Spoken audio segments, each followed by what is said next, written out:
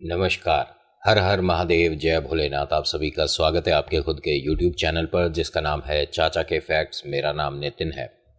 मैं यहाँ से फैक्ट्स, ईश्वर से जुड़े चमत्कार, रोचक पौराणिक कथाएं और तीसरी शक्ति के प्रकोप के बारे में बात करता हूँ। कहानी के माध्यम से आपको समझाता बताता हूँ।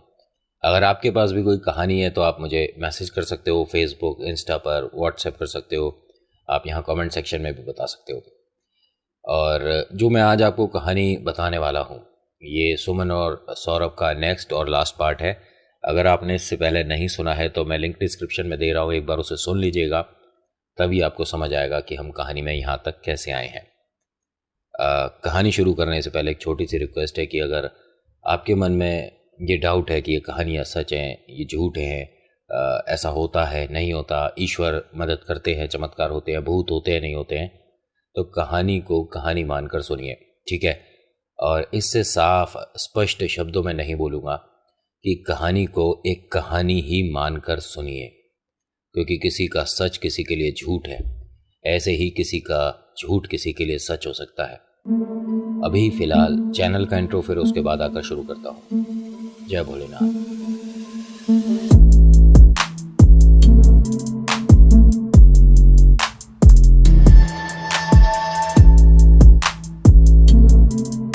जैसा मैंने आपको पिछले भाग में बताया था कि सौरभ और सुमन की ये जो शादी है इसमें कुछ ना कुछ समस्या ऐसी आई है जो कि इनके जो रिश्तेदार हैं, जो कि काफ़ी बड़ी हैं, बुज़ुर्ग हैं, जो ताई हैं इनकी, वो कुछ ना कुछ इसको देखकर आभास लगा चुकी हैं कि बिटिया ये अकेली नहीं है, इस पर किसी तरह का कोई प्रभाव है, कोई हवा है, या आपके शब्दों में बोलूँ कोई भूत प्रेत का साया इसके साथ लग चुका है।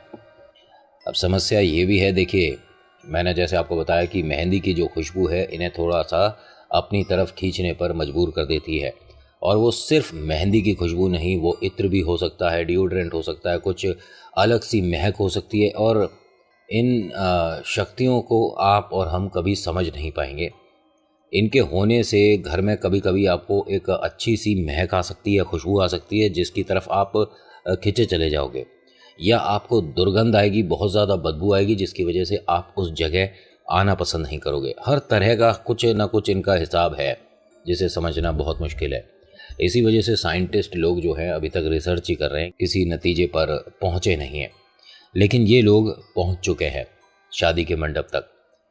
अच्छे से शादी संपन्न हो रही है और ताई जी जो हैं इनका ध्यान सिर्फ और सिर्फ बिटिया पर है कि उसके हाव भाव, उसकी बात करने की जो स्टाइल है, जो तरीका है, कहीं भी अगर एक बार भी परिवर्तन आया तो मुझे दोबारा से कुछ पढ़ना पड़ेगा। ये काफ़ी चीज़ें जानती हैं। मैं सरल भाषा में समझाऊं कि भूत प्रेत आत्माओं पर काबू पाने का इन्हें कुछ तरीका, कुछ बातें इन्हें उसके बारे में ज्ञान है। और कहा जाता है ना कि चौराहों पर, रेलवे क्रॉसिंग पर, खाली मकानों पर, इमारतों पर इनकी नज़र रहती है। किनकी? आप जानते हो मैं क्या बोल रहा हूँ। बार बार भूत प्रेत बोलूँगा ना तो मुझे भी अजीब लगेगा, आपको भी सुनने में अजीब लगेगा। अब फेरे भी हो गए जी, शादी में अभी तक किसी तरह की कोई समस्या आई नहीं है।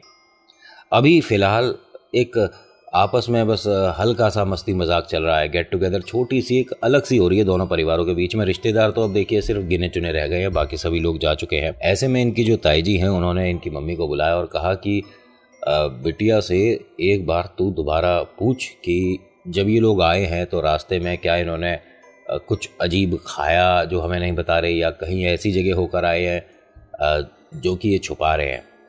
कुछ भी ऐसा है तो हमें पता चलना ज़रूरी है। और जब ये कल अपने नए घर जाएगी तो वहाँ ऐसी कोई समस्या ये लोग कहीं इसके बारे में कुछ और ना समझने लग जाए। और क्योंकि बहुत से लोग हैं वो अच्छे से एक्सप्रेस कर नहीं सकते और बता कोई भी नहीं पाता है ढंग से। कौन बताएगा कि मेरे ऊपर भूत का प्रभाव है, मेरे ऊपर किसी प्रेत आत्मा का साया? कौन बताता है ऐसे? कोई नहीं बताता ना। और बताने लायक आप होते भी नहीं हो, क्योंकि आपका मानसिक संतुलन ऐसा हो जाता है कि सामने वाला आपको पागल समझता है, बेवकूफ़ समझता है, मंद बुद्धि समझता है, या ये समझता है कि ये पढ़ा लिखा कम है, हम ज़्यादा पढ़े लिखे हैं ना। इनकी मम्मी ये कहती हैं कि मैं एक बार और कोशिश करती हूँ लेकिन उसने कुछ ऐसा बताया है नहीं। अभी यहाँ दुल्हन और जो ये पतिदेव हैं दोनों साथ बैठे हैं। मम्मी जी आती हैं और बोलती हैं कि 2 मिनट मुझे इससे कुछ बात करनी थी। उन्होंने कहा हाँ हाँ मम्मी जी आप बात करो, मैं ज़रा अपने दोस्तों के साथ थोड़ा बाहर तक होके आता हूँ। चलो जी। इन्होंने पूछा कि कोई ऐसी बात है बिटिया जो तू हमें बताना चाहती है। उसने कहा कि मम्मी लेकिन आप नाराज़ मत होना, गुस्सा मत होना, डांटना नहीं। उन्होंने कहा बता तो सही क्या बात है, आप ताई जी को भी बुला लो। ताई जी भी आ जाती हैं। अब ये तीनों एक साथ बैठी हुई हैं। हमें जब देर हो रही थी आने में, तो हाईवे पर आगे से घूम के आने की जगह हमने वो जो एक कुछ जगह बनाकर गेट लगे हैं ना दो, हम वहाँ से आए थे। इसने साफ साफ नहीं बताया। ताई जी एकदम पहचान गई, तुम कब्रिस्तान में से होकर आए हो। नहीं नहीं अभी वो शुरू नहीं हुआ है, वहाँ अभी तक किसी को दफनाया नहीं गया है। तो उन्होंने कहा नहीं वो बात ठीक है बिटिया, लेकिन तुम वहीं से होकर आए हो। उन्होंने कहा हाँ हम वहीं से आए हैं। अरे वो जो जगह दी गई है, सुनने में आता है कि उसके कुछ पेड़ जो वहाँ से हटाए गए हैं उस पर किसी का वास था। मैं तुम्हें सरल तरीके से समझाती हूँ। उन पेड़ों पर किसी का कब्जा था, कोई मौजूद था, प्रेत आत्मा थी। अब समझ गई तू? उसने कहा अरे नहीं अम्मा जी, ऐसे प्रेत आत्मा वगैरह सब पिक्चरों में और कहानियों में होता है, किससे कहानी को लोग सच मान बैठे हैं और आप भी कैसी बातें करती हो। उन्होंने कहा ठीक है पिक्चर की कहानी मान ले, लेकिन मेरी बात सुन ले जो मैं कह रही हूँ। उन्होंने कहा हाँ बताओ।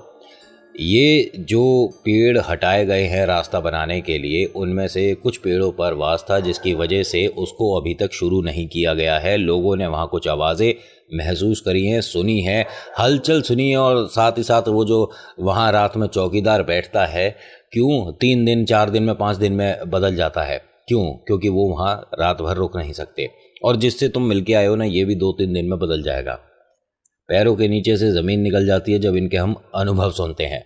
मैंने इस जगह के बारे में बहुत कुछ सुना है, और तू आते ही हमें नहीं बता सकती थी कि तू वहाँ से आई है।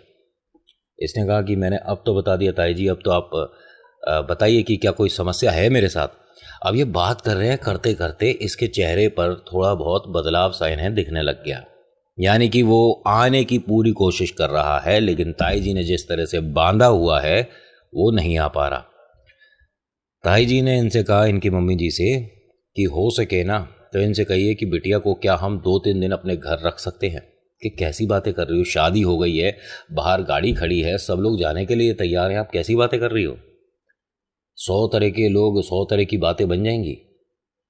हमारे जो दामाद जी हैं ये क्या सोचेंगे, इनके घर वाले क्या सोचेंगे, कैसे समझाओगे कि इस पर कोई भूत प्रेत का साया, इस वजह से हम इस बिटिया को, मतलब क्या बोल रही हो ताई जी। उन्होंने कहा समस्या तो हो गई है, लेकिन एक काम कर बिटिया, तू वहाँ जाकर किसी से भी ये वाली बात बोलियो मत कि तू वहाँ से होती हुई आई थी।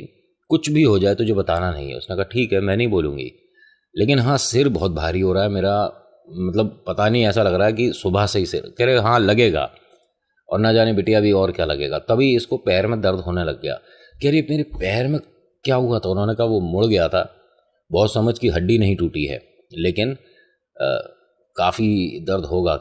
जिस तरह से ये नील पड़ रहा है ना तेरे पैर में, कोई बात नहीं 2-1 दिन में ठीक हो जाएगी, अभी तू आराम कर, हम ज़रा दामाद जी से मिलकर आते हैं। तो ताई जी और ये मम्मी जी दोनों पहुंचती है दामाद जी के पास और कहते हैं कि आपसे एक छोटी सी बात कहनी है, प्लीज़ आप इस बात को ना किसी और तरीके से ना सोचिएगा, और आप पहले समझिएगा कि हमारे हालात क्या है। उन्होंने कहा कि आप ऐसी बातें क्यों कर रही हो, क्या हुआ, सब कुछ ठीक है, किसी ने कुछ कहा है क्या आप दोनों से। किसी ने कुछ नहीं कहा, सब कुछ बहुत अच्छा है, बस हम अब इस गुड़िया को ना अपने से अलग होता नहीं देख पा रहे हैं, और इससे इतना दिल लगा हुआ है कि घर की रौनक यही है।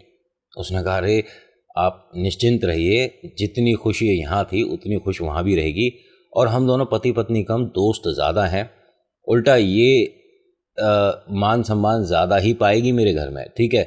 क्योंकि जब से हम दोनों का रिश्ता पक्का हुआ है तब से हमारे घर में सिर्फ इसकी बातें होती हैं, मेरे बारे में तो कोई बात ही नहीं होती है। आप यकीन नहीं करोगे ताई जी, इसके लिए कुछ चीज़ें आई हुई हैं, मेरे को अभी तक कुछ पूछा भी नहीं गया है, वैसे ऐसा होना भी चाहिए। तो इन्होंने कहा कि नहीं वो तो हम जानते हैं कि परिवार अच्छा है, लेकिन कभी कभी जैसे बिटिया दूसरे घर जाती है तो एडजस्ट होने में उसे कुछ दिन लग जाते हैं, आप समझ रहे हो ना। उन्होंने कहा कोई बात नहीं, इसका अगर मन नहीं लगेगा तो मैं शाम को इसे कल यहाँ घर छोड़ जाऊँगा, आप निश्चिंत रहिए, जैसा इसका मन होगा ये वैसे करेगी, इस पर किसी भी तरह का कोई दबाव, कोई फोर्स नहीं होगा, आप इतना मुझ पर यकीन कर सकते हो। इन्होंने बस ये मानिए खुशी से झूम गई दोनों, क्योंकि ये तो चाह रही हैं कि 2-3 दिन बिटिया हमारे घर रहे, लेकिन समस्या होगी तभी तो भेजेगा, नहीं होगी तो क्यों भेजेगा। और वो क्यों आना चाहेगी, जबकि वो भी इन्हें बहुत ज़्यादा पसंद करती है, दोस्त है और बहुत ज़्यादा फ्रैंक हैं एक दूसरे के साथ, हर तरह से बात कर रहे हैं। और मतलब दोनों देखिए, ये नहीं कहूँगा कि कम पढ़े लिखे या ज़्यादा पढ़े लिखे, बराबर के पढ़े लिखे हैं। तो ये ऑफिस की भी कोई समस्या होती है, प्रॉब्लम होती है, तो एक अच्छा डिसीज़न, एक और राय के लिए भी अपनी धर्मपत्नी को फ़ोन कर लेता है, मतलब होने वाली पत्नी को फ़ोन कर लेता है, वो गाइड करती है, बताती है, तो एक अच्छा सा माहौल है, ठीक है। लेकिन इसमें भूत प्रेत आत्मा अभी तक नहीं थे, जो कि अब ये लेके चलेगी, चल सकती है। ये डोली में बैठ जाती है, मतलब गाड़ी में बैठ जाती हैं। जब ये जा रही हैं, जाते जाते मतलब गाड़ी निकल चुकी है, ध्यान से सुनिएगा ये वाली बात, कि गाड़ी निकल चुकी है और ये पलटी है। पलटने के बाद इसने किसी से नज़र नहीं मिलाई है, सिर्फ ताई जी को देखा है। और ताई जी को देखने के बाद बस इसने इस तरह से गर्दन झुकाने के बाद और यूं हाथ रख लिया। मतलब कुछ अजीब सा उन्होंने जो वीडियो बन रही थी ना, जो शादी की वीडियो वगैरह बनती है, तो जो फोटोग्राफी कर रहे थे, वीडियो बना रहे थे, उन्हें लगा कि शायद ये मजाक में इस तरह से कर रही हैं।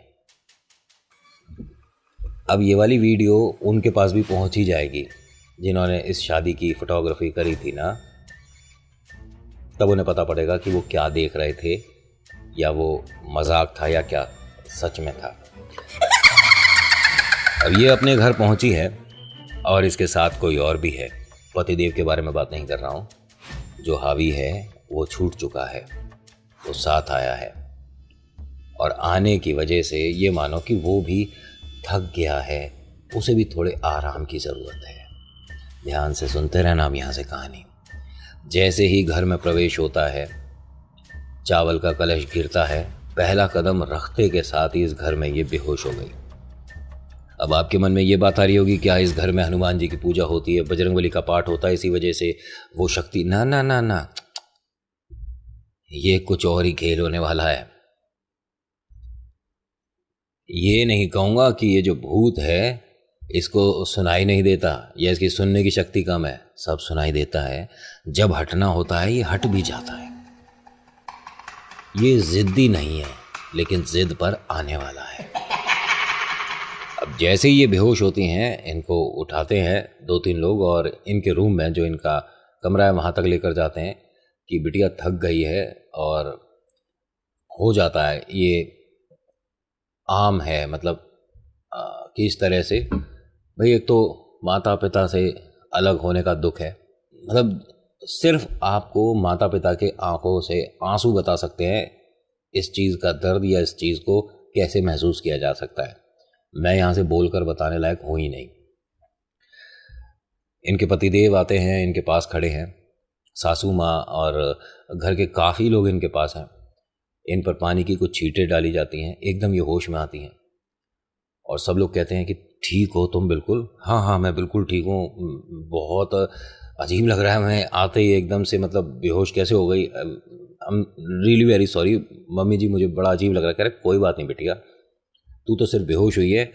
मैं तो जब अपने घर में आई थी पहली बार, तो मेरा तो सिर फूट गया था। मतलब आई थी, लड़खड़ा गई और चौखट हमारी ये पहले नीची थी और सिर लग गया था।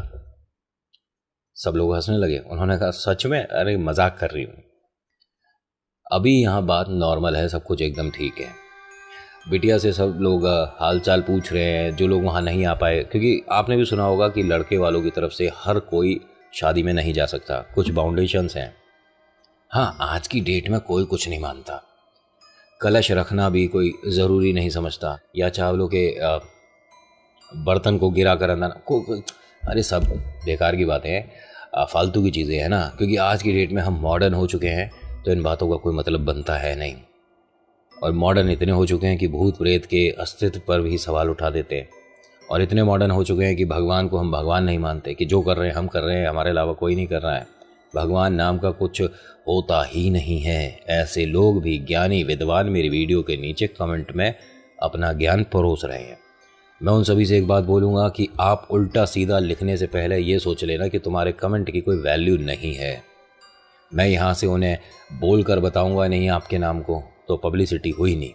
दूसरी बात, वो ज़्यादा देर रहता भी नहीं है, हम हटा दिया करते हैं। कचरा हमें भी अपने घर में पसंद नहीं है और ये मेरा घर है, गंदगी तो मैं नहीं करने दूंगा। अच्छा, अभी तक आपको वीडियो कैसी लग रही है आप मुझे बताइएगा ज़रूर। अच्छी लग रही है तो लाइक करिएगा, कुछ सुझाव है तो लिखिएगा। जय श्री राम, हर हर महादेव। आपका नाम आपकी जगह। शेयर करना चाहें तो कर सकते हैं अगर आपको लगता है कि इस लायक है, और सब्सक्राइब नहीं किया तो ज़रूर करिएगा, क्योंकि बिना सब्सक्राइब करे आप आते हैं वीडियो देखकर चले जाते हैं तो ऐसा लगता है कि मेहनत में कुछ कसर रह गई। घर के सभी सदस्यों से मिलने के बाद पतिदेव इनके बिल्कुल नज़दीक आकर बैठते हैं और बोलते हैं कि हुआ क्या था।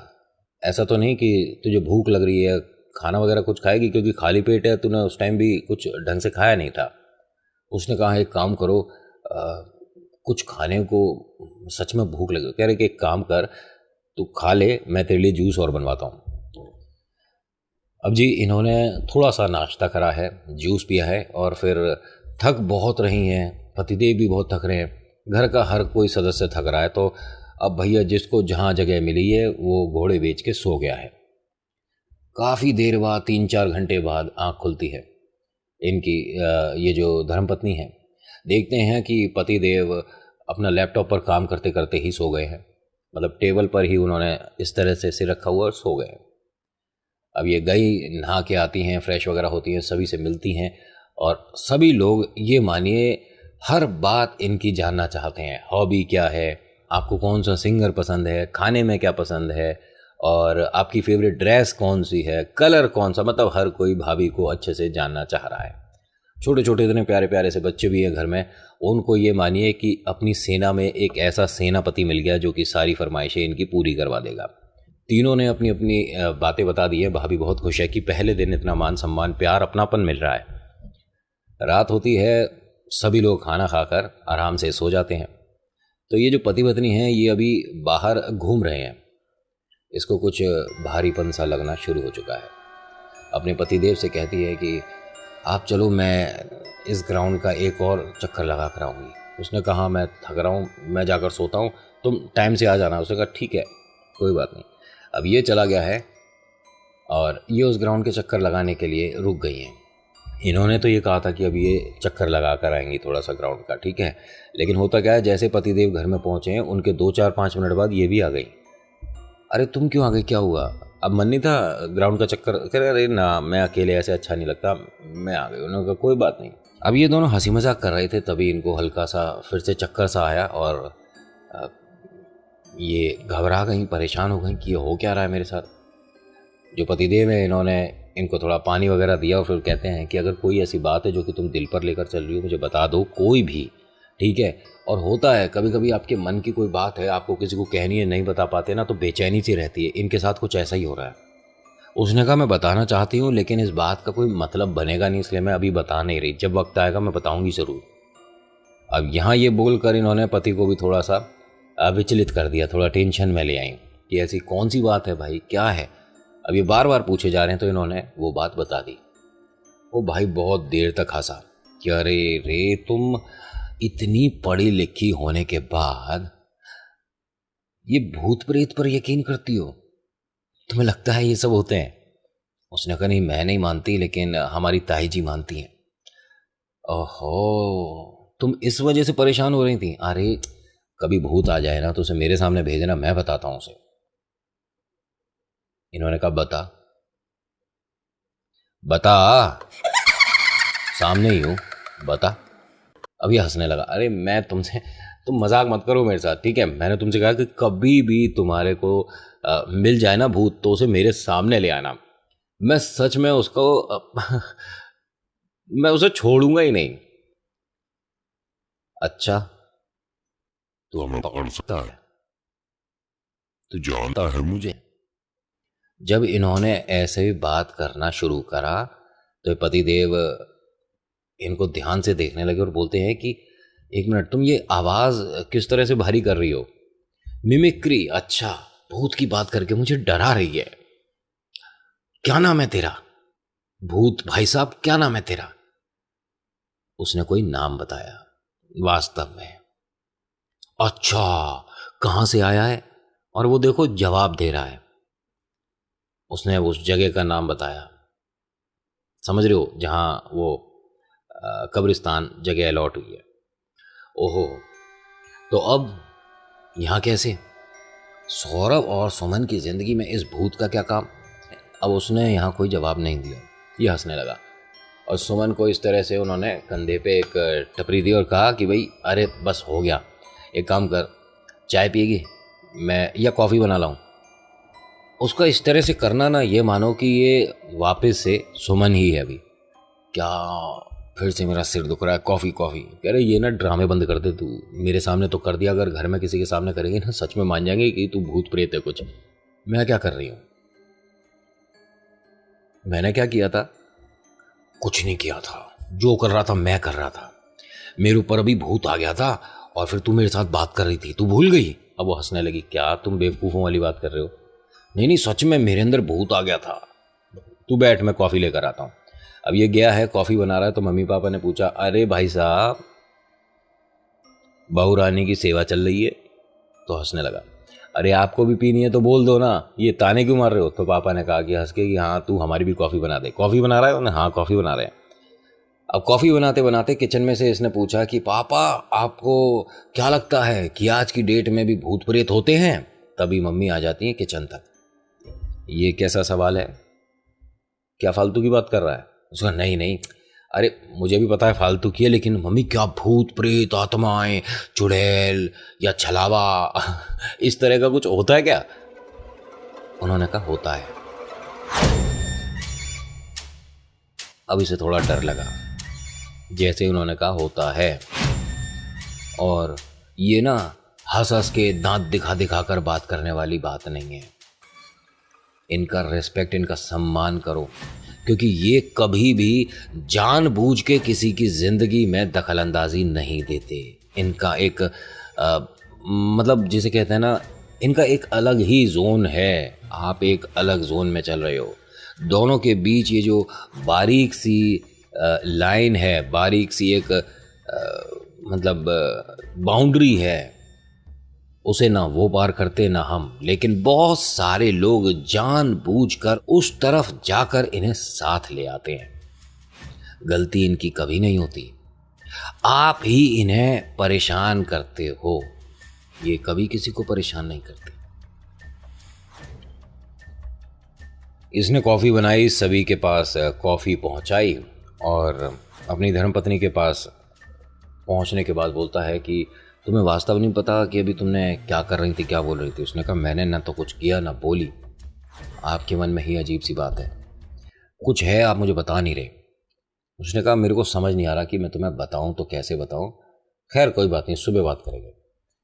दोनों कॉफ़ी पीते हैं और सो जाते हैं। करीब 3:30 पौने 4 बजे ये शीशे के पास खड़ी हुई है और बात कर रही है। बात करने की आवाज़ आ रही थी तो इनके पतिदेव की आंख खुल गई। इन्होंने देखा तो वो शीशे के पास खड़ी थी और बात कर रही है। इन्होंने अपने बराबर में रखा फ़ोन उठाया, उसमें समय देखा तो तकरीबन 3:40 के आसपास हो रहा था, 4 बजने में 20 मिनट। और ये बहुत बहुत ज़्यादा स्ट्रॉन्ग टाइम होता है, 3 से 4 के बीच का तो बहुत ज़्यादा। इसने कुछ नहीं कहा, करवट बदली और सो गया। ये सोच रहा है कि उसे नहीं पता चल रहा या वो नहीं देख रही। वो तो देख ही रही है, उसके साथ तो कोई और भी है जो कि इस पर नज़र रखे हुए है, पतिदेव पर, सौरभ पर। अगला दिन होता है, सुबह से शाम तक, रात तक कोई भी किसी भी तरह की बातचीत, हलचल, भूत प्रेत से जुड़ी घटना नहीं हुई, कुछ भी नहीं हुआ। रात हुई, बात करते करते कब सो गए पता ही नहीं चला। ठीक 3 बजे फिर से इसकी आंख खुली है, क्योंकि फिर से फुसफुसाने की आवाज़ आ रही है। दरवाजे के पास खड़ी है। आज इसने इस तरह से हाथ करा हुआ है तो कॉमन सी बात है, फ़ोन पर बात कर रही है। इसने मन ही मन सोचा कि हाँ भाई, दूसरी जगह आई है, मन नहीं लग रहा होगा, तो अपनी फैमिली से, अपने मम्मी पापा से या अपनी ताई जी से बात कर रही होगी। कोई बात नहीं, सो गया। सुबह हुई तो उस बात को ये भूल गया कि रात के तकरीबन 3 बजे आसपास वो बात कर रही थी। कोई बात नहीं, सुबह दोपहर शाम दोबारा हुई, रात में फिर से उसकी आवाज़ आ रही है, और इस बार बाथरूम के अंदर से आवाज़ आ रही है, जैसे वो किसी से बात कर रही है, फ़ोन पर बात कर रही है। इसने लाइट जलाई अपने कमरे की और दरवाज़ा खटखटाया। जैसे ही इसने खटखटाया, उसके बात करने की आवाज़ बंद हो गई, यानी उसने बात करना बंद कर दिया। सुमन, तुम ठीक हो? और रात के 3:30 पौने 4 बजे तुम बात किससे कर रही हो? सब कुछ ठीक है ना? कोई प्रॉब्लम है क्या? यहाँ घर में किसी ने कुछ कहा? तुम, अरे यार बाहर तो आओ, क्या हुआ? उसने दरवाज़ा खोला है, बाल बिखरे हुए, शक्ल अजीब सी हो रही है, मतलब साफ सीधे शब्दों में बोलूँ तो वो डरावनी दिख रही है बहुत,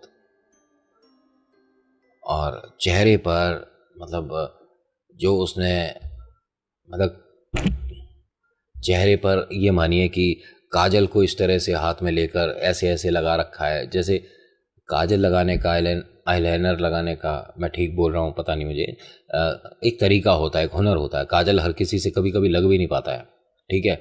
उसने इस तरह से लगा रखा था कि जैसे हाथों में इस पूरे में काजल कर लिया और आंखों पर ऐसे लगा दिया, ठीक है। बड़ा बड़ा डरावना उसने अपना चेहरा कर रखा था। ये देख कर डर गया कि पहले तो एक काम करो, अभी सोने से पहले तुम अपना चेहरा धो, देखना कैसा कर रखा है। इसने उसकी बात पर ध्यान ही नहीं दिया। इसने कहा रुको तो सही सुमन। उसका हाथ पकड़ा तो हाथ बहुत ज़्यादा ठंडा हो रहा है, बहुत ज़्यादा ठंडा। इसने एकदम से हाथ छोड़ दिया। तबीयत ठीक है तुम्हारी? क्या हो रहा है? ये इतना हाथ कैसे ठंडा है तेरा? रुके 1 मिनट। अब इसने जब रुके 1 मिनट बोला, ना जाने क्यों कैसे ये वापस से सुमन आ रही है, बात कर रही है। हाँ अरे मैं लाइट वाइट जला, क्या सब कुछ ठीक है? उसने कहा 1 मिनट, तू अगर ये ड्रामे कर रही है तो मत कर, मुझे डर लग रहा है, और अपना चेहरा देख। उसने मतलब ये बाथरूम में ही है, और इसने जब अपना चेहरा देखा तो डर गई देखकर कि ये क्या किया है तूने? अरे मैंने कुछ नहीं किया है, मैं तो खुद तुम्हें ये बोल रहा था कि तुमने अपने चेहरे का क्या हाल किया है। उसने कहा मजाक मत कर, मैं सो रही होंगी और तूने ये काजल से मेरे चेहरे पर बनाया सब। अरे मैंने कुछ नहीं किया, तुझे यकीन नहीं हो रहा है क्या? कह रहा यकीन करूंगी क्यों मैं? अरे मैं अपने चेहरे को खराब करूंगी क्या? मतलब और काजल इस तरह से कोई लगाता है क्या? मम्मी को जाकर दिखाऊं क्या? उसने कहा अच्छा ठीक है, अगली बार से मैं नहीं करूंगा। सारी बात अपने ऊपर ले ली कि किसी भी तरह से इसके मन में डर नहीं बैठना चाहिए। जो पति है ये हर तरह से इसके साथ खड़ा है, किसी भी तरह से इस समस्या से अपनी इस धर्मपत्नी को बाहर निकालना है। मुंह हाथ धुलवाता है, दोनों बात करते करते फिर से सो जाते हैं। नॉर्मल है, सब कुछ एकदम ठीक है सुबह से दोपहर तक। शाम को इनकी मम्मी जी ने एक बात बोली कि बिटिया आज रसोई है, यानी कि आज ये दुल्हन पहली बार खाना बनाएगी। तो बिटिया हमने कुछ रिश्तेदारों को भी इनवाइट कर लिया है, तू बना पाएगी? उसने कहा हाँ बिल्कुल बना सकती हूँ, और मैं बहुत अच्छा खाना बनाती हूँ, आपकी तारीफ ज़रूर होगी। तुझे जो भी सामान चाहिए बता दे, और मदद करने के लिए यहाँ पर काफ़ी लोग हैं, तू निश्चिंत रहे। उसने कहा कोई मदद नहीं करेगा, जब तक मैं रसोई में रहूँगी कोई नहीं आएगा। मैं बाज़ार से सामान लाऊंगी, जो मुझे ज़रूरत है मैं बनाऊंगी और आप सभी को परोसूंगी। सब बहुत खुश हुए, लेकिन हाँ मुझे कुछ पैसे दे देना बाज़ार से जो सामान लाऊंगी, क्योंकि मेरे पास अभी पैसे हैं नहीं। तो इन्हें इनके हस्बैंड ने कार्ड दे दिया कि तुम्हारा जो मन करता है तुम खर्चा करो, अब से कार्ड तुम्हारा है। बड़ी खुश होती है। फिर कुछ पैसे इनके ससुर जी देते हैं कि हर जगह ये कार्ड नहीं चलते हैं, आए बड़े बड़े आदमी बनकर, बिटिया तू ये कैश रख। अब उन्होंने कैश भी दे दिया। तभी सासू माँ आती हैं कि एक काम कर, ये गाड़ी की चाबी ले, और तू गाड़ी चलाना तो जानती है, गाड़ी से चली जाइए, और हाँ तू आज मोटरसाइकिल से जाएगा। ठीक है जी। पतिदेव तो मोटरसाइकिल से ऑफिस निकल गए कि शाम को मिलते हैं। और ये कुछ लिस्ट बना रही है, कागज़ पर इसने कुछ लिखा है जो जो सामान इसे ज़रूरी चाहिए। गाड़ी लेती है, और इनके साथ एक छोटा सा बच्चा और भी जा रहा है कि मैं भी भाभी के साथ जा रहा हूँ घूमने, चलो भाई। उस जगह को जानती पहचानती है थोड़ा, ठीक है। कागज़ इसने बाहर फेंक दिया जो घर से बना कर लाई थी। कुछ सामान खरीदा और सीधा रसोई में चली गई है। बीच में बैठकर बहुत देर तक बातें वगैरह होती रही थी। यानी कि मैं आपको ये बता दूं, ये जो शॉपिंग वगैरह हुई है तकरीबन 5-6 बजे के आसपास हुई है। अब डिनर बनने वाला है। खाना जब तक बन रहा है किसी को कोई खबर नहीं। बहुत देर तक रसोई में कुछ काम चल रहा है, प्रोग्राम चल रहा है। वक्त हो गया सभी के सामने खाना परोसने का। अब इसने सभी के सामने खाना परोसना शुरू करा। जब तक चपाती आ रही थी सब नॉर्मल थे, सलाद आ रहा था सब लोग नॉर्मल थे, लेकिन उसके बाद जब मीट परोसा तो इन सभी को बहुत अजीब लगा, क्योंकि इनके घर में प्याज भी नहीं खाई जाती है। ये वेजिटेरियन है और इसने घर में ये मीट मच्छी ये सब बनाया है, सबके सामने रख देती है। काफ़ी रिश्तेदार भी बैठे हुए थे यहाँ और इन सभी को बहुत अजीब लगा है कि ये क्या तरीका है।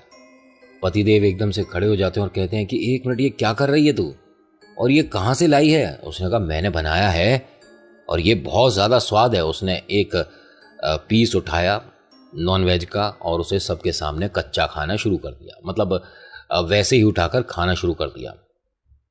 2 जनों को तो देखकर यहाँ उल्टी हो गई उसे कि ये क्या कर रही है। और पतिदेव ने उसके हाथ पे झटका दिया और कहा कि अगर तुझे नॉनवेज खाना है, मना कौन करता है, लेकिन ये क्या तरीका हुआ सभी के सामने तूने इस तरह से परोस दिया है। मैं हाथ जोड़कर माफ़ी चाहता हूँ कि अगर तुझे हमारे परिवार की कोई बात बुरी लगी है या मेरी कोई बात बुरी लगी है या तेरे को मेरे से शादी नहीं करनी थी तो, लेकिन ये तो मत कर। क्यों तू अपनी बेइज्जती इन सभी के सामने करा रही है? क्यों मम्मी पापा मेरी नाक कटा रही है? क्या कर रही है तू? तो उन्होंने क्या बोला कि मैं अगर मांस खा रहा हूँ तो तेरी नाक कट रही है, मुझे भूख लग रही है, मैं खाना खा रहा हूँ तो तेरी नाक कट रही है। तेरी सुमन तो नहीं खा रही ना, खा तो मैं रहा हूं।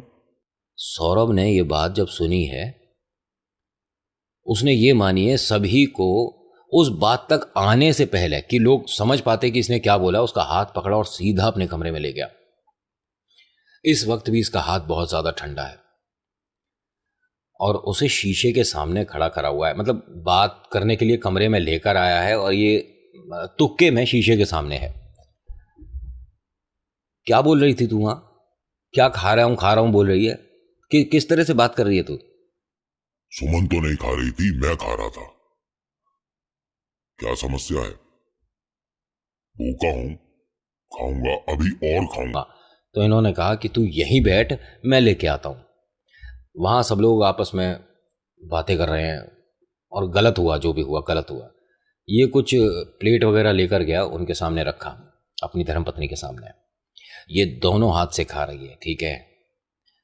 और ये बड़ा भयानक है इस समय इसे देखना। तभी इनकी मम्मी जी आती हैं कि बिटिया की तबीयत ठीक है, और जैसे ही वो देखती हैं इन्हें तो वो खाना खाते खाते रुक जाती है और इनकी तरफ देखने लग जाती है।